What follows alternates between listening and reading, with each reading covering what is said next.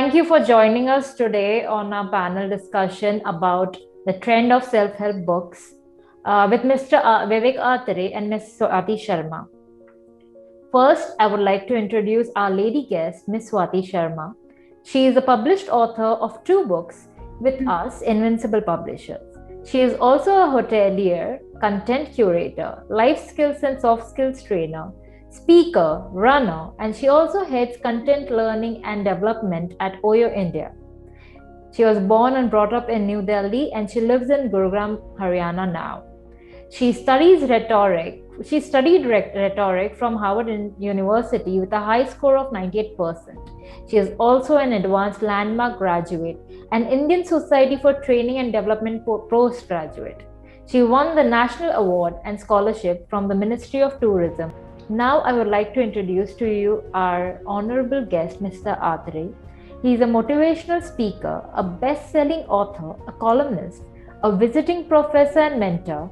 He retired voluntarily from the IAS in 2017. He speaks all over India and abroad on topics such as emotional intelligence, leadership, people skills, and behavioral issues. Trying his best to shape and motivate the young generation, he cultivates an attitude of think first and do next in the young and the young at heart. I heartily thank and welcome both of you for joining Invincible's panel discussion today. Thank you. Thank you.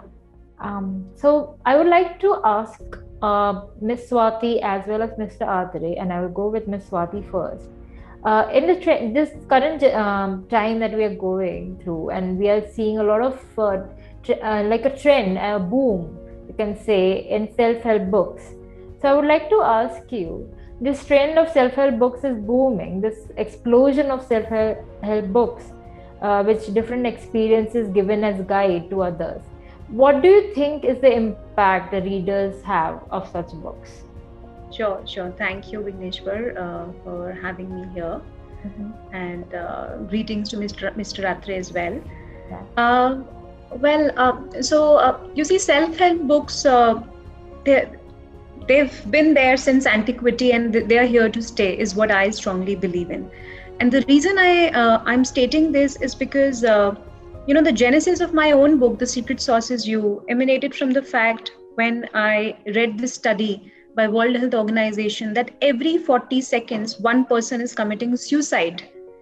And this was pre-COVID, by the way. Mm-hmm. And I can't even, it's unfathomable what it would be today, though I keep checking the facts, but still it says 40 seconds. I'm sure if this study is done again, it'll be 20 seconds easily. Every 20 seconds, I'm sure we would be losing one person from this planet. Mm-hmm. And that person is taking his or her own life. And the primary causes, are, depression and a lot of, anxiety and several other mental health disorders. One of the things, there is this study which has proven that, the estimated cost to global economy due to loss in productivity owing to a decline in mental health is $1 trillion. So just imagine, I think we are on a ticking time bomb. And I think everybody is talking about climate change. Of course, we are grappling with the reality of COVID as well. But no one's talking about the humans who are depleting themselves. Okay, we are talking about population control, but then this is heartening, like somebody is losing their life.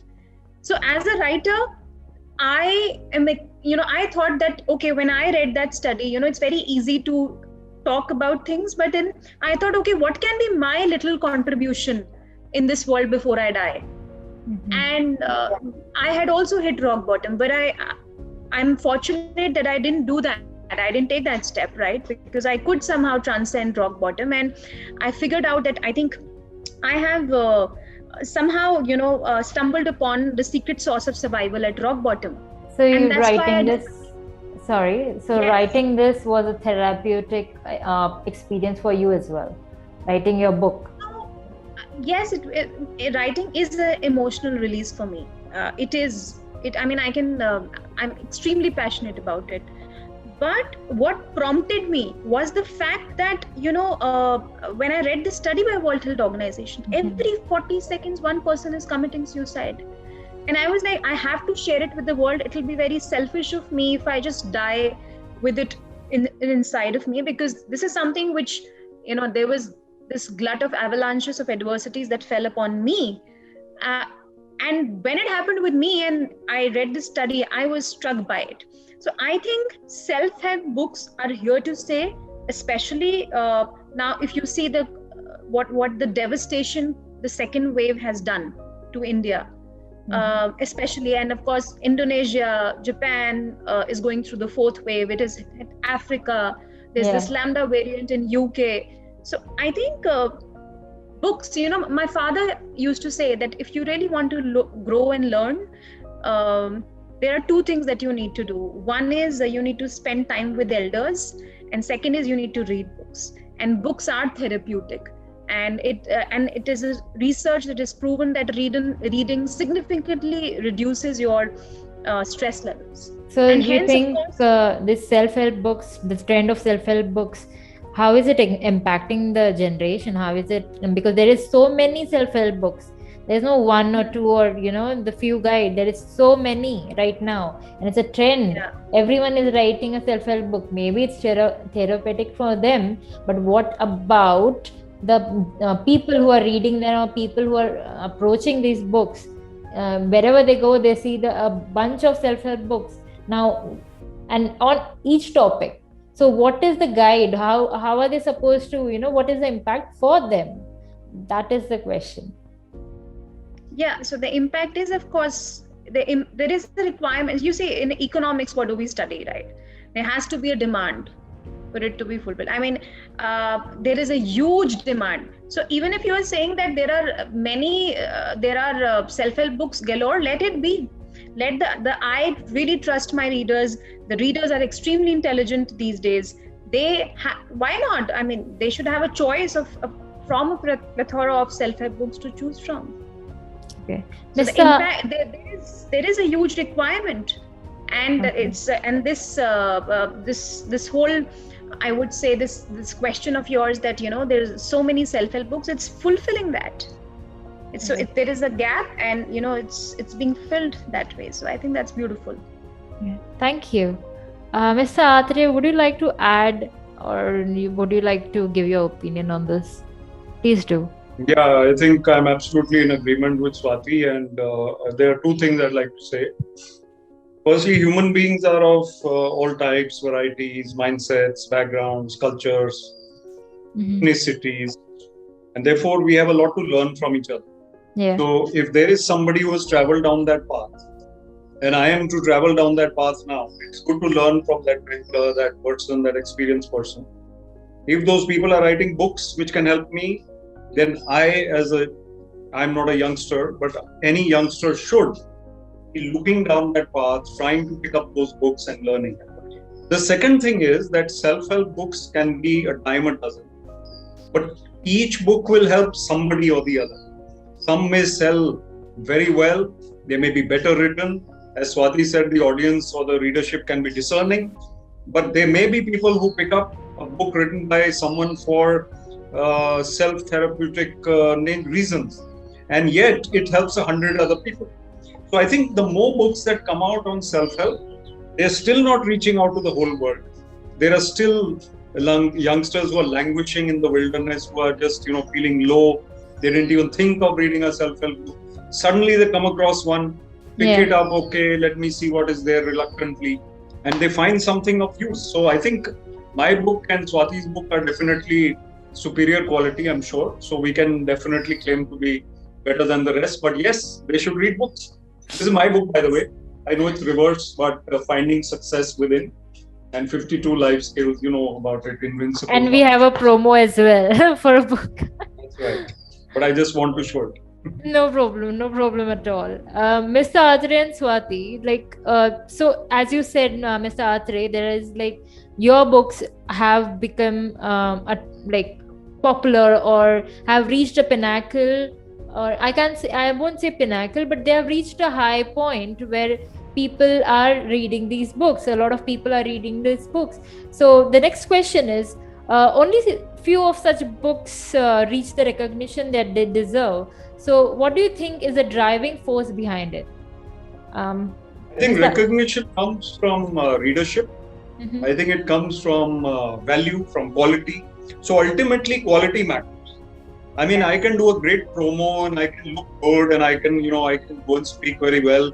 But unless I've written well and the book has some content which is valuable to the reader, after 1 week, people will see through it if it doesn't have that.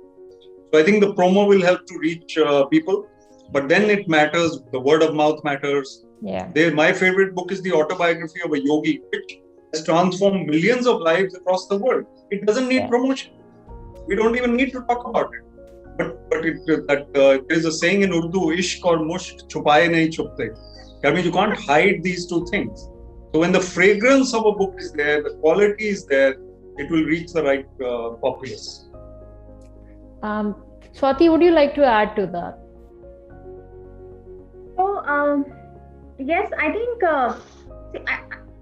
you see, if you look at the internet world today, if you look at the web world today, all three of us, we have this, such exposure to every sort of content, sort of content. In that, of course, we have always a choice to exercise. That's as human beings, that's what differentiates us from other beings, that we can use our conscious mind to exercise a choice. Now, in that choice, of course, adding up all the factors which Mr. Atray rightly said, of course, about being quality, and of course, as as if it transforms, if it transforms the readers, you don't need promotion sort of to say. But I think to answer your question, if your content is two things, it will make an impact, it will stand out, which means if it is vulnerable and if it is authentic. If your content is you're writing from a standpoint of vulnerability, relatable. No, vulnerability, I would say, is about that you just bear it all. When you are making an art, you don't hide anything. You share things just the way they are, and you are truthful. People can sense truth. The good, the bad, the ugly, basically. Yeah, they're extremely, yes, exactly. So they're extremely intelligent and they can sense the truth. And second thing is, if your work is authentic, they can sense that as well. People are extremely intelligent. They can and all of this falls under an umbrella called emotions. Yeah. If you can touch somebody's heart, that book is going to make an impact. If you can, like as Mr. Atray said, I completely agree to it. I would reiterate, like he said, if you can transform lives, that is the content that's going to stand out. Thank you for both of your answers, and I somehow I relate to it as well, and somehow it's giving me ideas. So I think in a way that's helping me as well. Vigneshwar will write a self-help book next. Not at all, not self-help book, but yeah, it gives me a good line for stories also, because these are experiences of people that they have gone through and they have helped. It's good research material also for whoever is writing any books for that matter. So and moving on, my another question of mine is, what do you think are the do's and don'ts when writing a self-help book? Ms. Swati, please go ahead. I think when you're writing, I'll be very succinct and precise here, and I have just one thing to say. When writing a self-help book, the biggest do's and don't is that if it has helped you, please write it. Then only, okay? Then only write it. If it has not helped you, please don't write it. It is not going to help anyone. It is not going to help anyone. And if you are writing it, if you're the objective, if you are writing it with an agenda that it will help you gain anything outwardly or external gratification or fame, unfortunately, this is, I'm telling it to all the viewers, you will not get that. So you are, in that process, you will be hurting yourself only. So if your end goal is that I'm writing because, everyone is writing, or I want to become, sir, ma'am, I'm sorry, I'm just being, I'm just being like a bitter gourd, Karela. That's fine. It is bitter, but it is highly nutritious. You will not achieve that. If your book, if you think you have something which has helped you in life, then please write it with all, or then bear it all in your book. Just put your soul. One of the lines of my book is that this book is my soul in ink. Put your soul inside. Put your soul in ink, and you'll take off. Thank you for that wonderful answer. Mr. Atray, what is your opinion on the do's and don'ts? I think Swati is absolutely spot on, and I think the key factor is that you have to write from your heart. You can't be writing from your periphery and superfluous and just superficial. It's not even there within you. You are just writing because XYZ has also written it, Robin Sharma has written it, so I must write it. Write your own experiences, write your own thoughts, and accumulate them. And I would say that don't write this self-help book in a stretch of 3 months just like that without thinking. Accumulate those thoughts, note them down over a year, whatever comes to you in your experiences, edit them later, write them down carefully, maybe collate, maybe strategize how to chapterize them, and then put them out so that people can learn. And I would also say add real life instances or examples, a little bit of storytelling, a little bit of human touch, because these things really give you that authenticity. And then write your pains and your pleasures and your joys and your lows and your highs, and it's much more believable. It's like I am a motivational speaker, so when I'm on stage, if I connect with the audience, if I look into their eyes, if I talk about my mother, their mother, girlfriend, that is something which is believable. I can't talk about a Chinese grandmother who lives there and then I don't know her. I can't authenticize that. So I need to write real time, and I need to make that really count in the lives and the hearts of those people. So in conclusion, please go ahead, Swati. Vignesh, I'd just like to add to what Mr. Atray said. About, he said that just don't write it in 3 months. And I completely second him. It took me 3 years to write my book. 3 years, because I wanted it to be backed by science and logic. For 6 months, I did extensive research into quantum physics, Greek philosophy, and psychology. And then for 1 year, I wrote it. And then for another year, I ruthlessly kept on editing it, because you have to kill your darling. We'll make Vigneshwar's job easier next time. Yeah. But no, you'd have to keep on editing, because as you mature or as you grow as a person, and what you look back on, maybe it has changed. It has changed with time, or you can add on or subtract to whatever experience you have gained, or and so that is why editing as an author also is needed, because they know best what is needed in their own book and what is not. Absolutely. Exactly, because the first draft is brain vomit. You just completely just put your feelings just the way they are. Yeah. But something which only you will understand. No one else will. Yeah, like as a reader as well, I have come across books, and now I won't name them or anything, but I have come across books where they have taken experiences from other self-help books, or people like celebrities or someone whose stories we already know or something, they have taken their experiences. Do you think this kind of like someone who writes this kind of book is appropriate, or taking in experiences from others, or well-written self-help books from others, or some autobiography or something? They like gain these experiences and write a self-help book. So is this something appropriate? Because for me as a reader, it didn't gel up with me well. It won't be as authentic, because you are writing hearsay, But if you're including a couple of such stories or people who have inspired you personally, for example, now I like to talk a lot about Amitabh Bachchan and his life. So he was rejected from Hindustan Lever when he went for an interview. He was rejected by All India Radio. They said your voice is not good enough. I mean, Amitabh Bachchan's voice is the best in the country at least.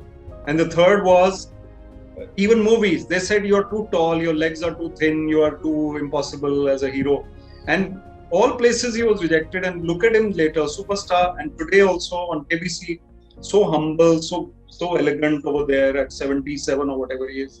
So I think you must talk about people who have inspired you, no doubt. But if you've just read a story somewhere in the internet and you incorporate it into your book, it doesn't really make sense. Yes, I agree with Mr. Atray, Vigneshwar. Honestly, so it is for your to answer your question, it is not appropriate to do something like this. That you just read few books and then you just put something. And again, like I said in as an answer to your previous question, that if you are writing it thinking that I will be whatever, you will.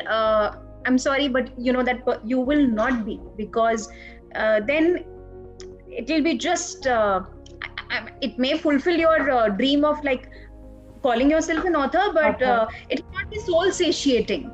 Your own conscious, I don't know, maybe it won't be soul satiating. It won't give you the satisfaction or contentment, peace. It won't give you that. Okay. Thank you for joining us today. I think this is all for today. And it was a pleasure talking to both of you. And it was an entertaining as well. It was entertaining for sure. I mean, I laughed a lot for this panel.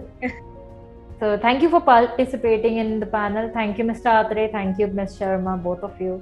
Thank you. Thank you very much. It was very entertaining and very energetic. If anyone watches this session itself, they will be helped in their personality, in their energy levels, because we are hopefully exuding that kind of positivity we like about all three of us. Thank you. Yes. Thank you, Mr. Atray, and thank you, Vigneshwar. Thank you for having us here. And I think Mr. Atray pointed a very beautiful thing, that just watching this very panel discussion will enrich, a lot of budding authors as well, and a lot of readers also to decipher, okay, where am I investing my time into? What content should I invest my time in?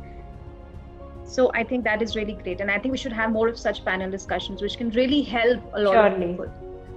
Surely. Yes. And hopefully we'll meet again for another panel discussion. Surely. Yeah. Bye-bye. Bye.